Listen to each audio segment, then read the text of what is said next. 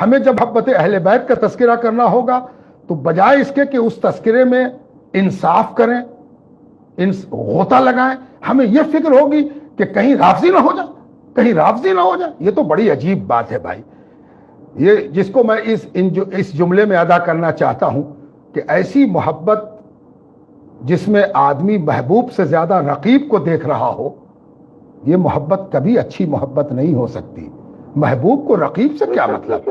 محبوب جب محبت کرتا ہے تو اس کی ساری توجہ اپنے محبوب پر مرکوز ہونی چاہیے۔ محبوب کو کم دیکھیں اور رقیب کو بار بار دیکھیں، جب محبت کرنا چاہیں تو رقیب کو دیکھیں۔ یہ تو عجیب محبت ہے بھائی کہ آپ محبت کرتے ہیں یا رقیب کو دیکھتے ہیں۔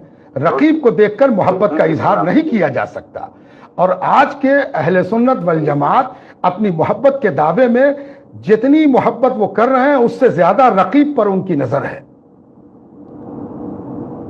اور یہ جو مخدوم سمنانی ہیں یا صوفیاء کرام ہیں، ان کے یہاں اس بات کی صاف فکر ملتی ہے کہ ان کو دونوں فکر ہے، نہ رفض میں ہمارا دامن آلودہ ہو، نہ خروج اور خارجیت میں خوارج سے میرا کوئی دامن آلودہ ہو۔